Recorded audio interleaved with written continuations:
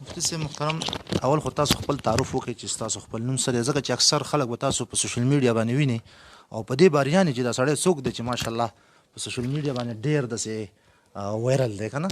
نو خپل تعارف وکړئ چې نوم هم څه دی او د کوم ځای او د کوم ځای سره تعلق ساتي او مخکې د کوم مذهب سره تاسو تعلق ساتي. جزاکم الله خیره. بس نن سبا خو د میډیا دور دی، تقریبا تعارف د چا پټی کی نه او دې شسته خو به دور حاجت نه وي. زما خو نوم حضرت علي دی او د ثوابې شوی اډې سره منصبدار او علاقه ده. کلي نوم مو حمزه ډېر دی، د هغې اوسېدونکي یو او تقریبا ډېر مکتب فکر خلکو سره تیر شوي یو. بس د هر چا تذکره ډېره تفصیلي مو کړې هم ده او ځکه یې نه غواړو چې شاید زمونږ په ژبه ځینې خلک ونه دردېږي. خو موږ د بریلیت دورونه تیر کړي دي، د قبرونو تعظیمونه، دا د غیر الله په نوم باندې نظر و نیازې، دا ټول ناروا مو کړي دي ځکه چې دا موږ ته حق ښکاره کېدل، د حق سمج کر مو کول. بیا چې کله پوه شو چې دا باطل دی، علل اعلان مو تبعوت کړی دی، په هغې کې مو ډېر نقصانونه موندي دي چې هغه زموږ د پیژنګلو متعارفه خلکو نه پټ نه دي. اوس په دې مزل کې روان وو د چا به نومونو نه اخلو چې په کومو لارو تیر شو. خو دا ټولې لارې چې مو تیر کړې دا د شخصیت پرستۍ، د جنډې پرستۍ او د تنظیم پرستۍ لارې وې او دې لارې پسې راتلو چې داسې به کم خلک چې هغې جنډه نه لري، هغې مشر نه لري، کر لري نو هغه مشر لري چې هغه الله مشر کړی دی. داسې کم خلک به چې هغه به ذاتونو سره تعلق نه ساتي، هغې به چې کم دی د چا په ذات تنقیح اعلی نه ګڼي، د هغې کار به د قرآن او د حدیث سره په دې تلاش روان و. اخر کې الله سبحانه وتعالی په دې مسله باندې ورسلو چې کم روک شوی غمې دی چې موږ ورپسې ګرځو، هغه علما د اهل الحدیث دي چې هغه قرآن او حدیث بیانوي، تنظیم او پارټۍ سره کار نه، بس هغې ته راورسېدی. مفتي صاحب محترم، اصل کې ستاسو دا سوچ څنګه راغی چې تاسو مذهبونه پرېغوسته، نورې لارې هم پرېغوستې او د حق لارې ته راغلی، مقصد دا قرآن او حدیث لاره هم قبوله کړه، څنګه هم دا سوچ راغی تاسو؟ قربان الله دې اجر درکړي. تقریبا دا سوال هره ورځ چلیږي. اوس ما بیان کې هم دې ته اشارات وکړل چې لنډ جواب خو ستاسو د خبرې دا دی چې ما کې تلاش د حق وو، د هر حق خبرې د ماتولو مو هم ډېر کوششونه کړي دي، الله مو دې معاف کړي. خو چې حق به مو مات کو نو د زړه کې به یو احساس راتو چې دا کم دلیل دې مات کو، تا سره د دې عقلي جواب نه و، ځکه د منطق او فلسفې د قیاس وغیره سهاره واغسته او دا د مقابل کو. نو په هغه احساس چې کله به زړه کې راتو، کله به م رب ته جړل چې ای ربه زه دومره پړ کېږم چې زه په دلیل خبره نشم ثابتولی، نو د منطق او د فلسفې سهار اخلم، ای الله ما ته قوت د دلیل راکې. نو دې دلیل پسې ګرځېدو اخر اهل الحدیث کړم. جزاک الله، الله دې په استقامت نصیب کړه. مفتي صاحب محترم، مفتي صاحب محترم، خلک خو ډېر اهل حدیثتوب طرف ته راغلي دي، قرآن او د حدیث په دې منهج کې ډېر خلک داخل شوي دي، خو چا دومره یاد کړي نه دي. ستاسو ماشاءالله د ټولې دنیا بلکې په نوم اهل حدیثو ستاسو استقبال وکړو، تاسو ته ډېر زیات عزت درکړو، څه وجه کېدای شي دا؟ دا اوس یو واقعي داسې سوال دی چې د دې پوره علم به الله سبحانه وتعالی سره وي، ځکه چې زه هم نه پوهېږم. واقعي ډېر خلک اهل الحدیث شوی دی. ما په خپله په ثوابۍ کې په خپل لاس د خپل اعلان حق نه مخکې هم 18 کسان اهل الحدیث کړي دي. اوس هم ما سره تقریبا 200 پورې عوام دې ته تیار دي چې اعلان حق د اهل الحدیث وکړي. داسې ډېر طلبا علما تیار دي، خو که وایي کې بس کلي کې به وکړي خبره ختم. بس په دې زه هم نه پوهېږم چې دا دومره زیات اوا د خبرې ته څنګه حاصل شو، دومره لوی عزت ما ته الله سبحانه وتعالی ولې راکو. ما سره آخري جواب دا دی چې ذلک فضل الله یؤتیه من یشاء. ماشاءالله، جزاک الله. مفتي صاحب محترم، خبرې خو ډېرې زیات دي، خو تاسو ستړي هم وي او بیان مو هم وکړه، خو زموږ خپل کار چې کوم دی لکه وختي چې تاسو ویلې چې زه درپسې اوس هم خیرې کوم که نه چې مونږ مخکې په دغه خلکو سره مطلب زموږ تعلق تیر شوی، کوم چې قبر پرست دي یا د صفیت والا دي یا هغه خلک کوم چې د قبرونو سره تعلق ساتي یا مقصد د اولیاو نه غواړي، د هغوی په واسطې سره غواړي، نو د دغه خلکو په باره کې تاسو څه وایئ؟ مطلب یا دغه خلکو ته څه میسج ورکول غواړئ؟ او یا ستاسو چې کله په دې منهج کې تاسو داخل شئ تاسو ته اوس سکون دی که مخکې تاسو ته سکون دی ورځي؟ قربان تا خو په یو سوال کې شپږ سواله ځای کړو، الله دې دله ډېر اجر درکړي. خو دومره څه ناسه منطق مونږ هم ویلی دی چې ته د اختصار په نوم دومره لوی تفصیل جوړی چې ختمیږي نه. خو الله ګواه دی چې کافي ستړي یو، څو ورځو نه سفر دی. لنډه خبره به دا وکړو، زه وایم دا ګوره کم مرض چې سړي تیر کړي د هغې بیمارۍ درد هغه ته معلومي. مثال یو سړي شوګر دی نو ما او تا ته څه پته ده چې شوګر څه شی دی، خو چې په چا دی هغه ته ټول احوال معلومي.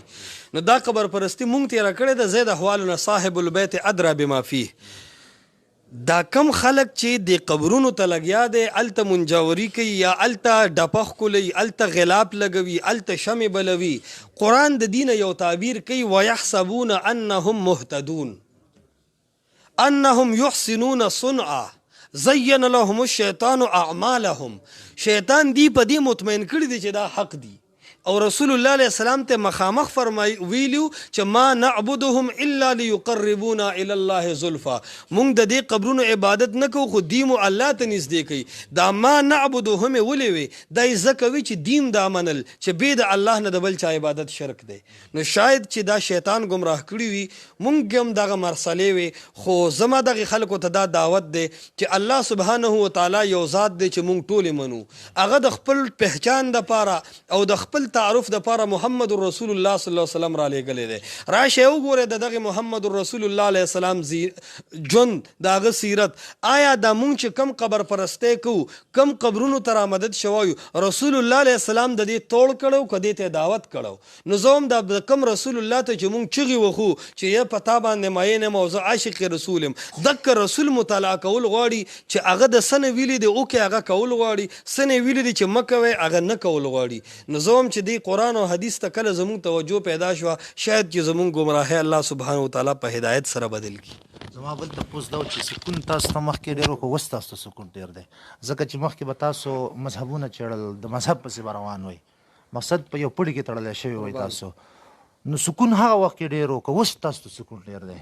جزاکم الله خیر. دا خبرې هم تقریبا ما بیان کې دوه درې ځله وکړې چې مخکې به مونږ مسله وکړه نو مونږ به وی چې یاره مفتابهي قول مې ووي که غیر مفتابهي مې ووي، یاره د امام ابو حنیفه رای مې ووي که د امام محمد مې ووي، یاره دا دواړه خو مې وکتل خو امام ابو یوسف رحمت الله علیه اکثر خفی د احنافونه د هغه رایې پکې څه ده. نو چې مسله به م وموي ټوله شپه به اورېدو چې یاره حق مسله کمه ده.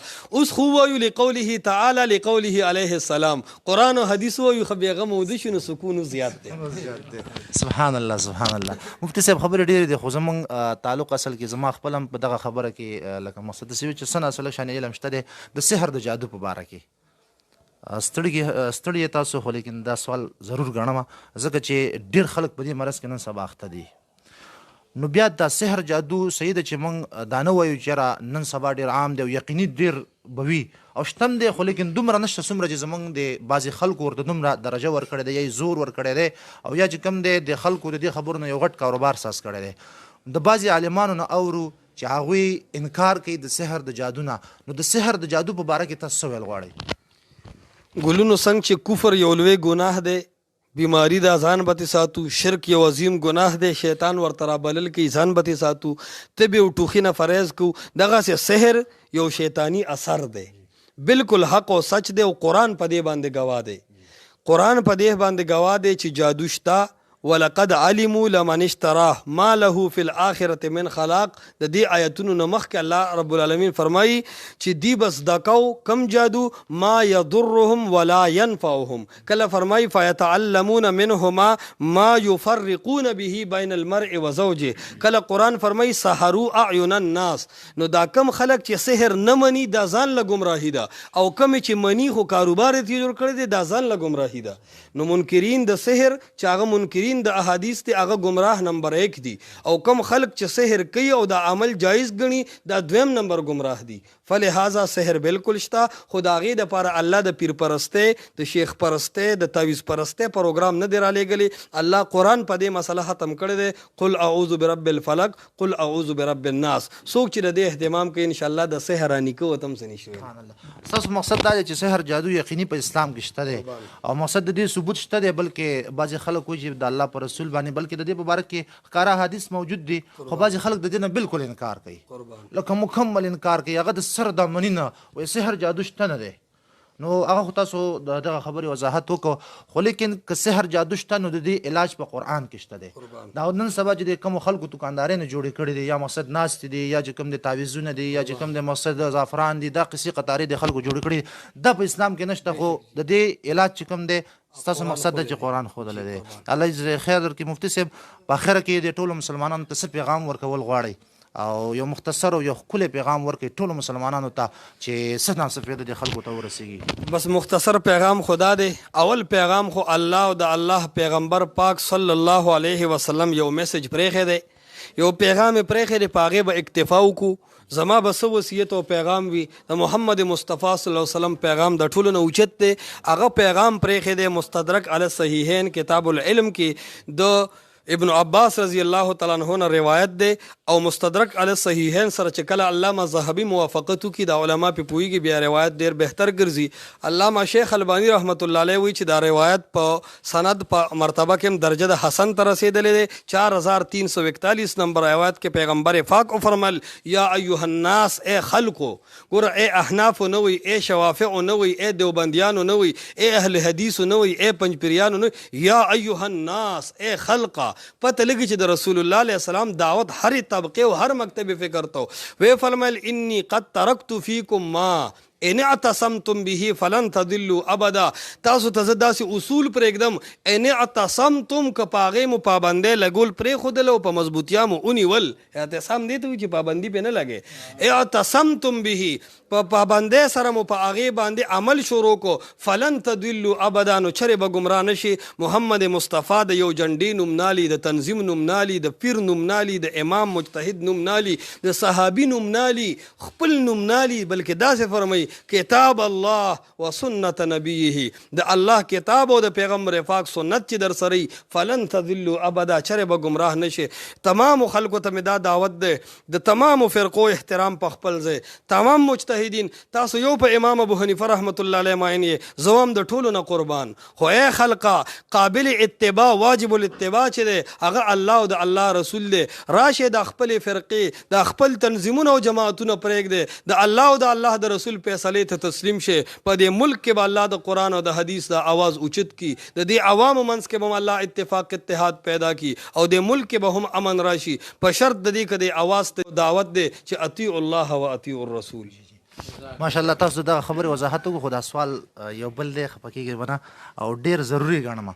بعضې خلک په دې کې شش و پنج کې دي، په دې کې په سوچ کې دي چې خلک دا خبره کوي چې یاره جي کوم مذهب ته لاړ شو، چېرته لاړ شو، د چا ومنو، د چا ومنو.